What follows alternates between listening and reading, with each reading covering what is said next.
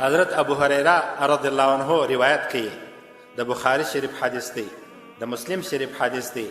وعن ابي هريره رضي الله عنه قال، حضرت ابو هريره رضي الله عنه فرمایل، قال رسول الله صلى الله عليه وسلم، رسول الله صلى الله عليه وسلم فرمایله، ما من يوم يصبح العباد فيه، هر ورځ چې راځي شپه تیریږي سهار سي او بندگان سترګې رونې کې د شپې تاریکۍ ختم سوي وي، د ورځې رڼا وي، الا ملکان ینزلان، دوی ملایکې د اسمان څخه راکښته کیږي.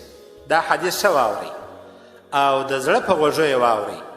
دوی ملایکې راکښته کیږي، الا ملکان ینزلان فیقول احدهما، یوه ملایکه او فرشته دا اعلان کوي او دا دعا کوي او داسې وایي، اللهم اعطه منفقا خلفا، خدای هر هغه چاته چې ستا په لار کې خیرات کوي ښه بدل ورکه.